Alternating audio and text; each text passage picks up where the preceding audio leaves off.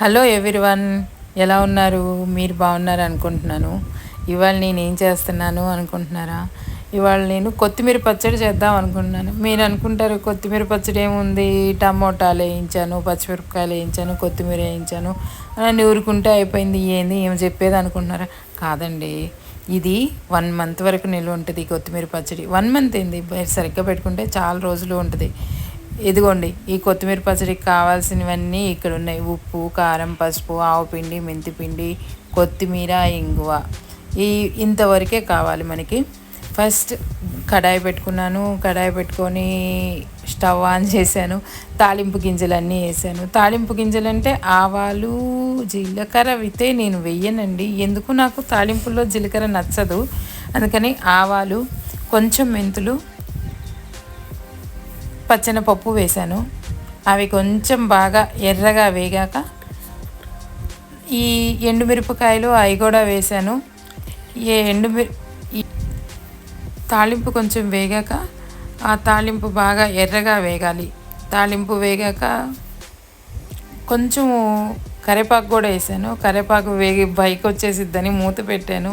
లేదంటే ఆ కరివేపాకు వేసామంటే అబ్బా ఇల్లంతా చిటా పడిపోతుంది. అందుకని కరివేపాకు వేసి మూత పెట్టాను.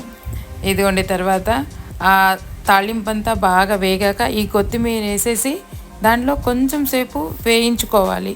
కొత్తిమీర నేను కట్ చేసి వేస్తున్నాను.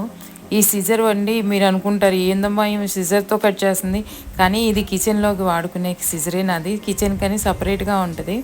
నేను కట్టర్తో నైఫ్తో కట్ చేయకుండా సిజర్తో కట్ చేసడం నాకు ఈజీ అనిపిస్తుంది కొన్ని వస్తువులు. అందుకని సిజర్తో కట్ చేసి వేశాను. మర్చిపోకండి ఫ్రెండ్స్, ప్లీజ్ సబ్స్క్రైబ్ చేయండి నా ఛానల్ని ప్లీజ్. ఈ కొత్తిమీరని చూస్తుంటే నాకు చిన్నప్పుడు విషయం ఒకటి గుర్తొస్తుంది. ఇదిగోండి, అది బాగా వేగాలి. బాగా కొత్తిమీర అంతా నూనెలో బాగా మగ్గాలి. మగ్గాక కానీ బాగుంటుంది. కానీ నేను నూనె కొంచెం తక్కువగానే వాడతానండి, ఎక్కువ నూనె వెయ్యను. చూడండి, మీకు ఎక్కువ నూనె కనిపిస్తుండదు. కాకపోతే నూనె వేస్తే ఏమవుతుంది అంటే చూడటానికి బాగుంటుంది, కానీ అది మంచిది కాదు కదండి హెల్త్కి ఈ మధ్యకాలంలో. అందుకని నేనైతే మ్యాక్సిమం తక్కువగానే వాడతాను నూనె. ఇదిగోండి, బాగా మగ్గుతుంది. ఈ మగ్గిన తర్వాత నేను ఇందాక చెప్తున్నాను కదా, చిన్నప్పుడు అమ్మ కూరల్లో కొత్తిమీర వేసిందంటే ఆ రోజు అస్సలు నువ్వు నాకు కొత్తిమీర ఎందుకు వేసావని తినేదాన్నే కాదు. అట్లాంటిది ఇప్పుడు నేను కొత్తిమీర పచ్చడి పెడుతున్నాను, ఎందుకంటే నా కొడుక్కి ఇష్టం కొత్తిమీర పచ్చడి అంటే. అదిగోండి, చింతపండు పులుసు వేసేసాను. చింతపండు పులుసు అంటే ముందుగా నేను కొంచెం చింతపండు, ఒక పెద్ద నిమ్మకాయ అంత చింతపండు కాగబెట్టి రసం తీసి పెట్టుకున్నాను. అదంతా వేసేసాను. పసుపు వేసాను, కొంచెం ఉప్పు కూడా వేసి బాగా కాగనిచ్చాను. ఇదిగోండి, ఇటువైపు నేను అన్నానికి కూడా పెట్టాను. కొత్తిమీర పచ్చడి పెడితే నోరు ఊరిద్ది కదండి అన్నానికి, అందుకే అన్నం వండుతున్నాను. ఈలోపు మార్నింగ్ పొద్దున్నే బ్రేక్ఫాస్ట్ అయిపోయిన తర్వాత కొంచెం బార్లీ పెట్టాను. అదిగోండి, బార్లీ తాగుతానికని బార్లీ పోస్తున్నాను. మా హస్బెండ్కి ఏదో క్లాస్ మీటింగ్ జరుగుతుంది. అదిగో బాబుని ఇచ్చేసి రా నాన్న అంటే తీసుకెళ్తున్నాడు. ఆయన తాగేశాడు, నేను తాగాను, మా బాబు కూడా తాగేశాడు. చూడండి, ఆయన్ని తీసుకెళ్ళి ఇవ్వరా అంటే ఎన్ని వేషాలు వేస్తున్నాడు. అదిగోండి, ఆయన మీటింగ్ జరుగుతూ ఉందా, ఆయనకి ఇచ్చేసాడు ఆయన తాగేశాడు. ఇంక మళ్ళీ నేను వెళ్ళాను నా పచ్చడి దగ్గరికి. అదిగోండి, తాగుతున్నాడు. ఆయనకి తెలియదు నేను వీడియో తీస్తున్నానని. చూడండి, అదిగోండి పచ్చడి బాగా ఆకుకూర అంతా, అదిగోండి ఆయిల్ అంతా చుట్టుపక్కల పైకి వచ్చేసింది చూడండి. ఆ విధంగా నూనె బయటికి రావాలి. అప్పుడు రెడీ అవుతున్నట్టు. ఈ తర్వాత ఆయిల్ అంతా బయటకు వచ్చేసిన తర్వాత నేను గ్యాస్ కట్టేశాను. ఎందుకంటే ఆవు పిండి వేసుకోవాలి అంటే వేడి మీద వేస్తే చేదొచ్చేస్తుంది అంటారు. అందుకని గ్యాస్ ఆఫ్ చేసేసి ఆ తర్వాత కారము, అదిగోండి నూనె ఆ విధంగా వచ్చిన తర్వాతనే దాంట్లో గ్యాస్ ఆపేశాను.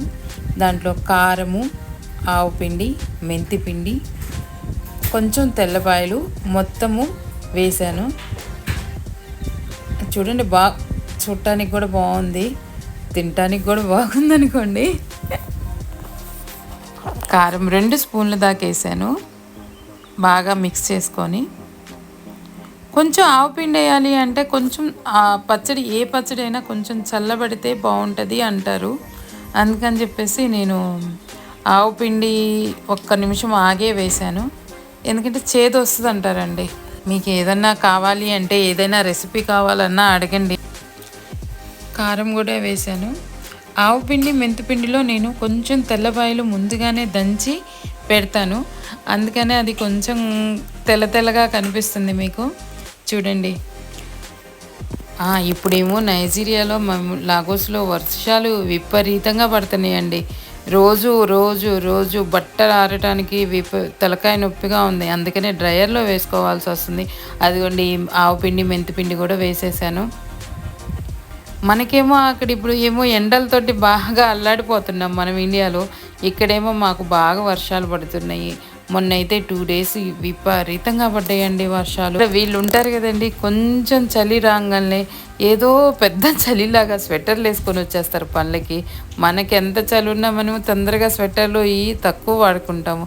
కానీ ఇక్కడ కొంచెం వర్షం పడంగానే ఈ పనోళ్ళు వీళ్ళంతా స్వెటర్లు వేసుకొని వచ్చేస్తారు. ఏంటి అంటే మేడం చలి పడుతుందంటారు.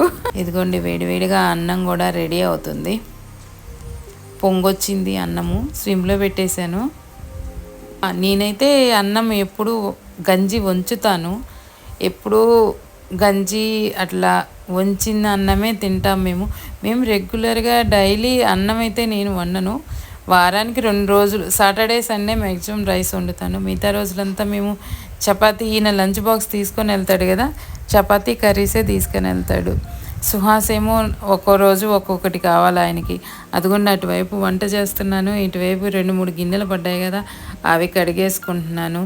ఏదో అట్లా శుభ్రంగా లేకపోతే నాకు అస్సలు తోచదు. చేతులు కడుగుతుంటాను, ఇది అదొక రకమైన అలవాటు అంతే. నార్మల్గా అయినా నైట్ పడుకునేటప్పుడైనా ఎక్కడిదక్కడ పెట్టుకొని నా వల్ల కాదండి నిద్రపోవటం. ఆ పడుకున్నా కానీ నాకు అదే పీకుతూ ఉంటుంది.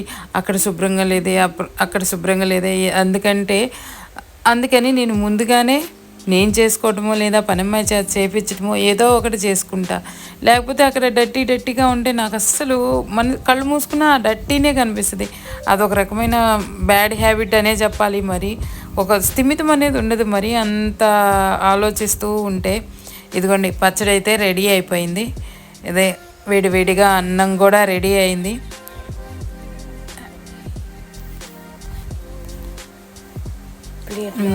అదిగోండి అన్నము ప్లేట్లో పెట్టాను. పెట్టేసి పచ్చడి వేసాను. పచ్చడిలో ఈ నెయ్యి కూడా ఇంట్లో నేను తయారు చేస్తానండి. అదిగోండి ఆవు నెయ్యి మాకు వారానికి 2-3 రోజులు పాలు వస్తాయి. ఆ పాలు వచ్చిన రోజు 5 liters అట్లా తీసుకుంటాను. తీసుకొని వేడి చేసి పెట్టి ఫ్రిడ్జ్లో మేగడ తీసి నెయ్యి ఇంట్లోనే చేసుకుంటాను. బయట నెయ్యి నాకు నచ్చదు, కొనుక్కరాను నేను. ఎందుకంటే అది టేస్ట్ 1-2 సార్లు కొనుక్కొస్తే అది అస్సలు బాగా లేకుండా ఉంది. అందుకని ఎప్పుడు నెయ్యి కొనుక్కరాను. భలే బాగుందండి, టేస్ట్ మాత్రం సూపర్గా ఉంది. అదిగో నా కొడుకు వెయిట్ చేస్తున్నాడు నాకు అని. సరే అని హాల్లోకి వచ్చాను. ఇద్దరం కూర్చొని అన్నము తిన్నాము. కొత్తిమీర పచ్చడి అయితే చాలా బాగా కుదిరిందండి. పోయినసారి నేను ఇండియా నుంచి కొంచెం తీసుకొని వస్తే అది 1 week కల్లా అయిపోయింది. తర్వాత పెడదాము అంటే కొత్తిమీర అందుబాటులో లేకుండా ఉంది. ఇప్పుడు వర్షాలు పడ్డాయి కదండి, బాగా వస్తుంది కొత్తిమీర.